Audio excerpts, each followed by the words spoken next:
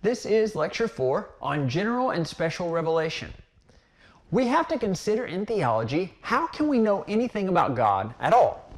And the answer is, the very short answer, is that the holy God that made everything has revealed himself to us.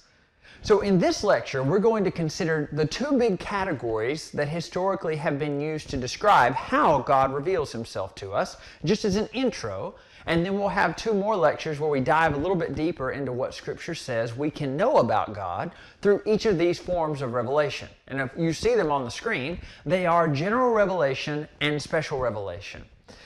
So theologians sometimes distinguish between the order of being, that is, what exists, and the order of knowing, how we come to know what exists. I just want to make a comment about this as you are reading your Systematic Theology textbook by Robert Latham, so that you notice what he does. Sometimes systematic theologies will begin their first chapter with Scripture. Sometimes systematic theologies will begin the first chapter with God, and that is after maybe how to do theology, prolegomena, which we've already covered. God or Scripture, which one gets the first chapter? Notice that if you start with a chapter on God, you're starting with the order of being. What is it that exists first that explains the existence of everything else? And if you start with this chapter on Revelation and Scripture, then you're starting with the order of knowing. How is it that I come to know what exists and what is real and where I am and what I'm supposed to do with my life? Well, Scripture. God's telling me that. So in your chapter, Latham splits the difference, basically. He talks a little bit about what is theology in his intro, and then he tells you about the doctrine of revelation. He tells you how you can know anything about God at all. But he saves the doctrine of Scripture until after he talks about God. So he'll talk about revelation as general and special. The doctrine of God, let's talk about that God who has always existed, the order of being. He exists, and his existence explains the existence of everything else. And then the order of knowing, he'll get to Scripture. God reveals himself in Scripture especially. And what do we know about that? So we're kind of splitting the difference with Dr. Latham as we do the lectures here. Now, as you think about the idea that the holy God who made everything reveals himself in creation, look at the little diagram on the screen here, and I've kind of given you a situation in a life. Now, imagine reality with my cartoon illustration, and God is revealing himself in two big ways. He's revealing himself through general revelation, and that is the notion that God is revealing himself through creation, and he is revealing himself through special revelation, and that's the notion that God is revealing himself through specific, direct speech acts especially, but most especially his word, the Scriptures. There are other means by which he does that we'll get into. So, general revelation, I want to give you these categories, but just notice before I even do that we're talking about a distinction between God who is the creator and we the creatures. A distinction between God who is the creator and the land and the trees and the mountains that is the creation. This is an important distinction. It's basic to all of theology that you get, there is a God and I am not him. There is a God and he's distinct from, he is not the plants. Though in him the plants live and move and have their being, that is, he's everywhere present upholding them, he is not the plants are not God. In recent years, I've seen a tendency to blur the distinction between God the Creator, who transcends and is over all, he rules over all things, and yet he makes himself immanent and near to the creation, to blur that distinction from God being different than his creation and kind of blend it, where God is somehow united with or present with his creation in a way that's unbiblical. For instance, one Christian artist and musician who I've learned a lot from through her poetry and songs now says this about her new album on her website. It says, the artist's old ideas about God and her freshly gained perspective are the only thing that can explain this new album. And it can only be the result of a true-to-life spiritual awakening.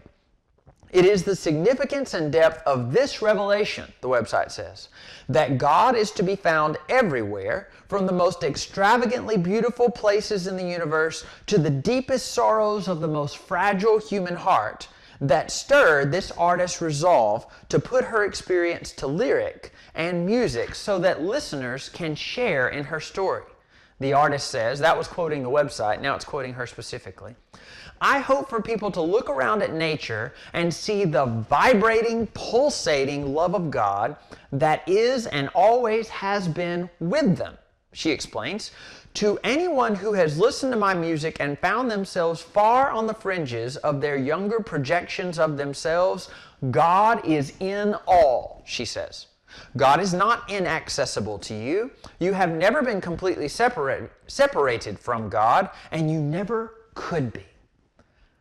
Now, it's really close. The way she's using her language, she is a poet. It's really close to describing general revelation, because Christians should believe almost all of what she's saying, I think. But in a recent interview, this artist describes herself as practicing no religion currently. In fact, she says if she does practice anything, it is Zen Buddhism, which is pantheistic. Now, pantheism is the idea that God is completely identified with nature. God is the tree. God is the mountain. God is the sun. He is in all things. It's not a personal deity. It is an impersonal idea of the divine that infiltrates everything. God is those things. Everything kind of has a spirit. Panentheism, pan-en with an en prefix, panentheism. Theism means there's a God. Pan means all, God is all. Panentheism is the idea where the world and God share the same divine nature. The world is in God, I-N, and God is in the world, I-N. Pan-en, theism. One panentheist theologian calls the world God's body. Panentheism also shows up in a so-called worship service that was held at a seminary in New York City, where they prayed and confessed their sins to plants, and were praying to the plants not as even some kind of mediator to God, but praying to the plants themselves and asking for their forgiveness.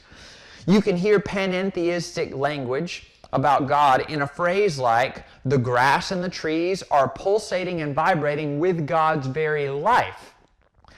Well, that is a different notion to say that the plants and the trees have God's very life in them.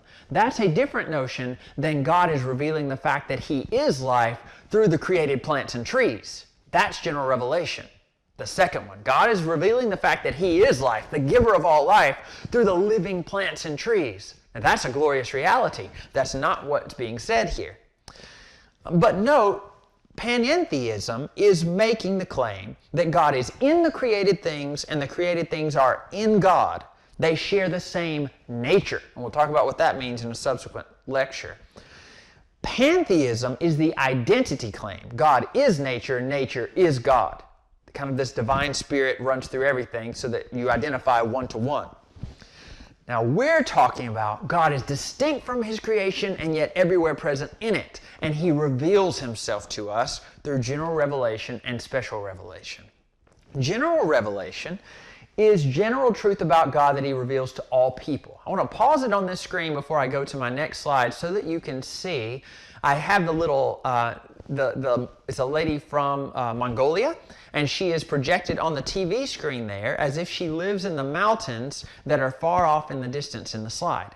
The idea is that even people in unreached, unengaged people groups, there are no Christians there, they don't have a Bible, do have access to God's revelation because they have access to nature and created things.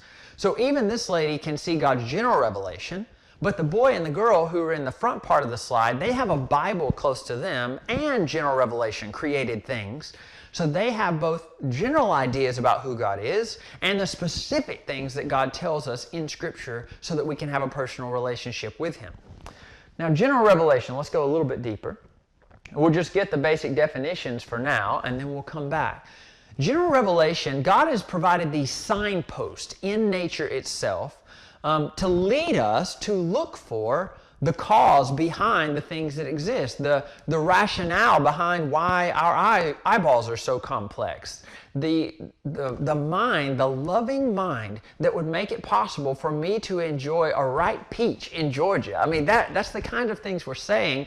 Who is the one that came up with that there would be two biological kinds within the human race, and that those would reproduce together and be able to love one another and walk together in a marriage relationship. That's been the case for all of history. Who came up with that? Is that just random chance? Well, no. Those are signposts. God designed the world in a certain way so that He is revealing some truth about Himself to all people through creation.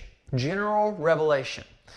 And as God does that, He is meaning for us to go past those to see what is the sign of raspberries on a raspberry bush or the beautiful mountain range. What is that pointing to? Well, the mountain range is pointing to God being a powerful God, because it would take something powerful to make that.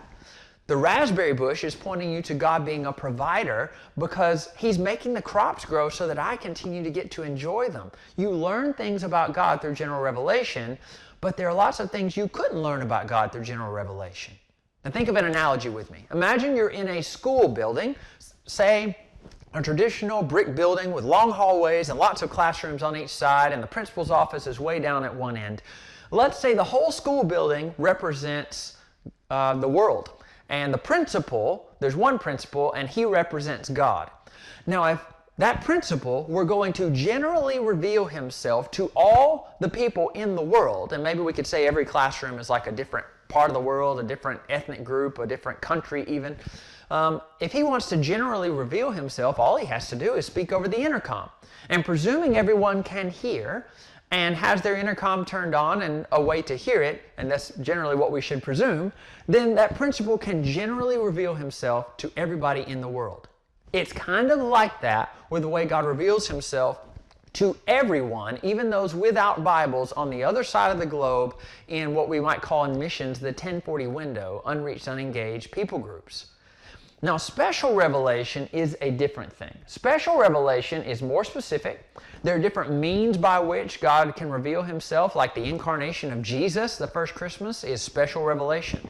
Dreams and visions given to Daniel or to Pharaoh that Joseph interpreted, or to Peter, those are special revelation. The Scripture itself is the fullest, final, normative special revelation. That's what we appeal to. Even God speaking directly to people in the Bible. Adam and Eve telling them what they can eat from. Speaking to Moses out of the burning bush. Special revelation. And special revelation is specific truth that God reveals about Himself to specific people, normatively, most authoritatively, and clearly through Scripture.